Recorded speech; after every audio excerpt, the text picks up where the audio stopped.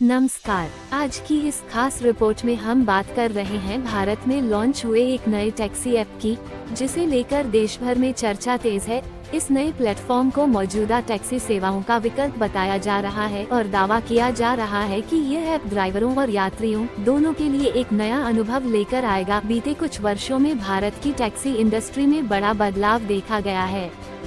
Smartphone और internet की पहुंच बढ़ने के साथ टैक्सी बुकिंग अब कुछ सेकंड का काम बन चुकी है, लेकिन इस सुविधा के साथ कई सवाल भी उठे हैं, खासकर टैक्सी ड्राइवरों की कमाई, बढ़ता कमीशन और काम के दबाव को लेकर। इन्हीं सवालों के बीच भारत टैक्सी ऐप का लॉन्च हुआ है। इस ऐप को एक ऐसे मॉडल पर आधारित बताया जा रहा है जिसमें ड्राइवर केवल सेवा देने वाले नहीं बल्कि पूरे सिस्टम का अहम हिस्सा होंगे।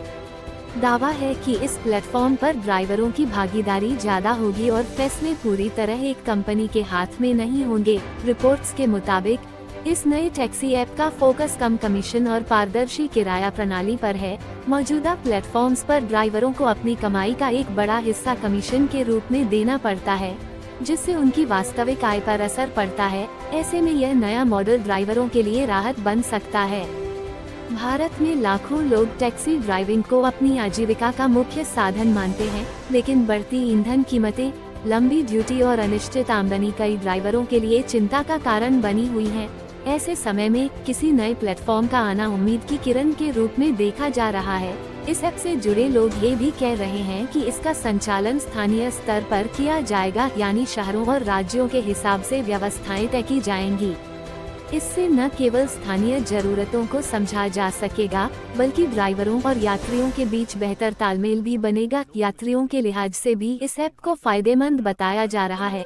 दावा है कि किराए में अचानक बढ़ोतरी से राहत मिलेगी और सेवा ज्यादा स्थिर होगी। इसके अलावा लोकल ड्राइवरों को प्राथमिकता देने की बात भी सामने आई है, जिससे रोजगार को बढ़ावा मिलने की उम्मीद जताई जा रही है। हालांकि विशेषज्ञों का मानना है कि किसी भी नए डिजिटल प्लेटफॉर्म की सफलता केवल दावों पर नहीं, बल्कि उसके जमीनी क्रियान्वयन पर निर्भर करती है। बड़े शहरों में पर्याप्त ड्राइवर नेटवर्क तैयार करना, तकनीकी रूप से मजबूत ऐप बनाना और यात्रियों का भरोसा जीतना, ये सभी बड़ी चुनौतियां होंगी। भारत टैक्सी ऐप को आत्मनिर्भर भारत और स्थानीय उद्यमिता से जोड़कर भी देखा जा रहा है। सरकार पहले ही डिजिटल इंडिया और कोऑपरेटिव मॉडल को बढ़ावा देती रही है। ऐसे में ये पहल सरकारी नीतियों के अनुरूप मानी जा रही है, लेकिन नियमों और सुरक्षा मानकों का पालन करना भी उतना ही जरूरी होगा। मौजूदा टैक्सी कंपनियों के साथ प्रतिस्पर्धा भी आसान नहीं होगी। ये कंपनियां पहले से ही बड़े निवेश, मजबूत तकनीक और विशाल ग्राहक आधार के साथ बाजार में मौजूद हैं। ऐसे में नए ऐप को खुद को साबित करने के लिए लगातार बेहतर सेवा देनी होगी। विशेषज्ञों का ये भी कहना है कि अगर यह मॉडल सफल होता है तो ये गिग इकोनॉमी के लिए एक नया उदाहरण बन सकता है। ड्राइवरों को ज्यादा अधिकार और स्थिर आमदनी मिलने से इस सेक्टर में बड़ा बदलाव संभव है। फिलहाल ये कहना जल्दबाजी होगी कि यह ऐप मौजूदा टैक्सी सेवाओं की जगह ले पाएगा या नहीं, लेकिन इतना साफ है कि इस लॉन्च ने टैक्सी इंडस्ट्री में एक नई बहस जरूर छेड़ दी है कि क्या ड्राइवर केंद्रित मॉडल भविष्य का रास्ता बन सकता है। आने वाले महीनों में ये साफ हो जाएगा कि यह प्लेटफॉर्म अपने वादों पर कितना खरा उतरता है।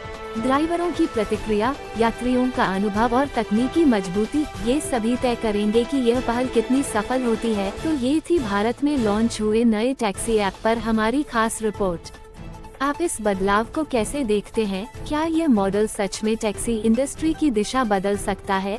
अपनी राय हमें कमेंट में जरूर बताएं। खबरों और विश्लेषण के लिए बने रहिए हमारे साथ। धन्यवाद।